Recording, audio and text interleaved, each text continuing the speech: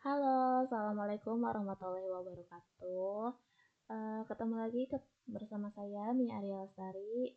Oke, pada video kali ini saya ingin menjelaskan solid dengan dua prinsip, yaitu Liskov Substitution Principle dan Interface Segregation Principle. Nah, tujuan utama penerapan prinsip ini tuh adalah agar desain program lebih rapi, tidak kaku, dan mudah dikembangkan, tanpa merusak kode yang sudah ada. Nah, apa sih risk of substitution principle itu? Nah, ini dia tuh menyatakan bahwa kelas turunan hanya bisa menggantikan kelas induknya, tanpa menimbulkan error atau perubahan perilaku program.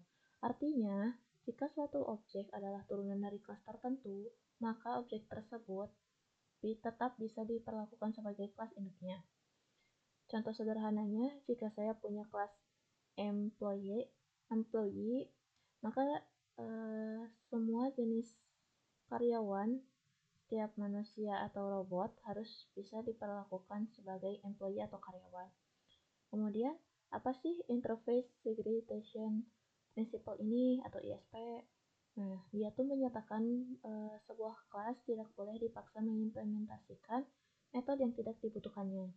Jadi, interface sebaiknya dibuat kecil dan spesifik. Nah, dalam kasus ini manusia tuh kan bisa bekerja dan makan. Tapi robot itu hanya bisa bekerja tanpa makan. Maka interface harus dipisahkan gitu. Jadi, kita langsung aja ke programnya. Oke, baik. Yang pertama, itu kita harus membuat interface kecil dulu dari ISP.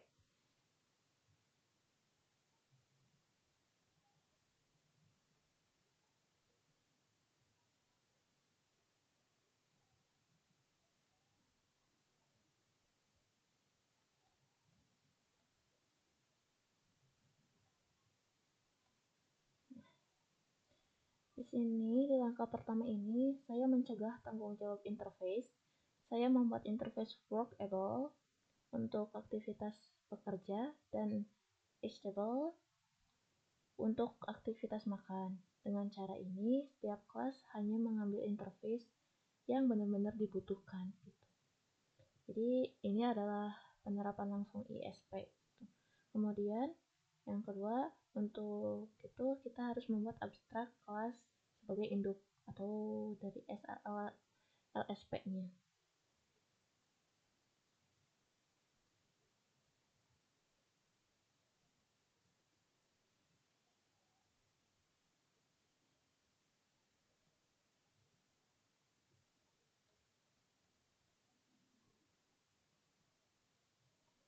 Nah, baik. Selanjutnya itu kan saya membuat abstrak kelas employee sebagai induk semua karyawan. Kelas ini tuh menyimpan data umum, yaitu nama karyawan, dan menyediakan metode abstrak dojob yang wajib diimplementasikan oleh semua turunan. Jadi, kelas ini tuh menjadi fondasi LSP-nya itu. Kemudian, kita harus membuat karyawan manusianya.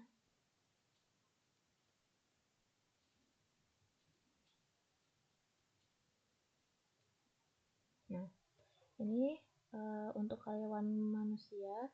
Jadi saya turunkan dari employee dan mengimplementasikan dua interface, yaitu workable dan eatable. Karena manusia itu kan bisa bekerja dan juga bisa makan. Oke, kemudian saya membuat override-nya.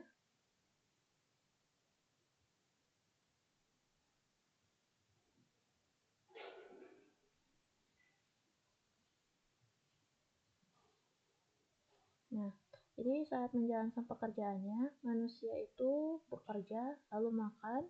Jadi ini tuh logis dan realistis, tidak dipaksakan gitu. Kemudian setelah ini kita membuat yang robotnya.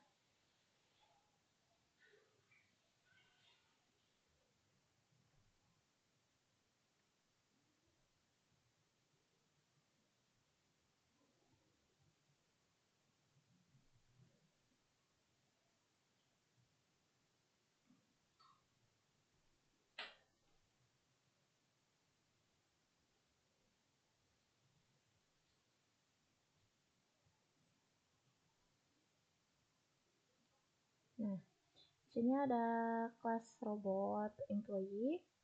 Nah, jadi dia tuh berbeda dengan manusia. Robot hanya mengimplementasikan workable, jadi robot itu tidak dipaksakan memiliki metode it, sehingga tidak ada metode yang sia-sia gitu. Terus robot juga tetap bisa menjalankan tugasnya sebagai karyawan tanpa error. Jadi ini tuh nunjukin bahwa ISP berjalan dengan benar. Kemudian step selanjutnya yaitu kita ke main program untuk membuktikan LSP ini itu dia jalan atau enggak.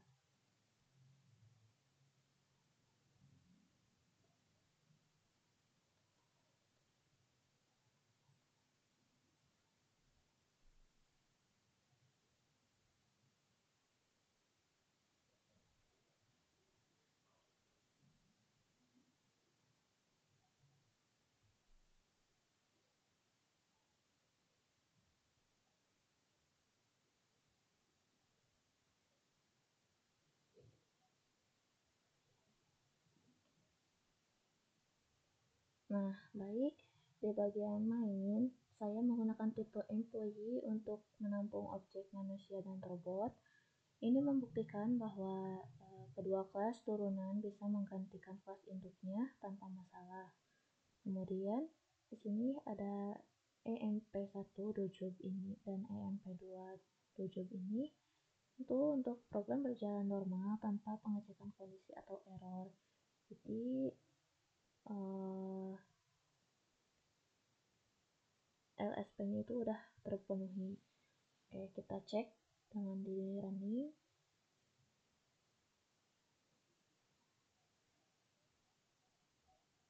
Nah,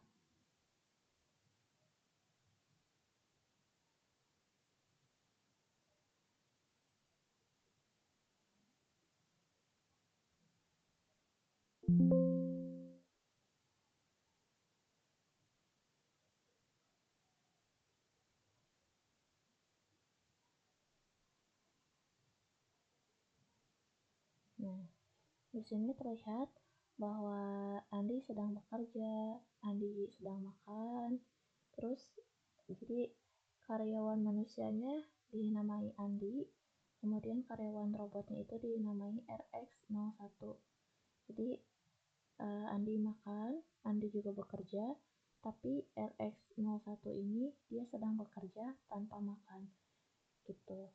Terus kenapa uh, gak ada, jadi si ininya tuh udah benar-benar bersih gitu, karena di sini tidak ada if kayak if robot atau if human, tidak ada unsur untuk support operation exception gitu.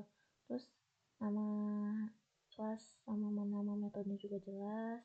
Terus si setiap kelasnya juga punya tanggung jawab yang jelas.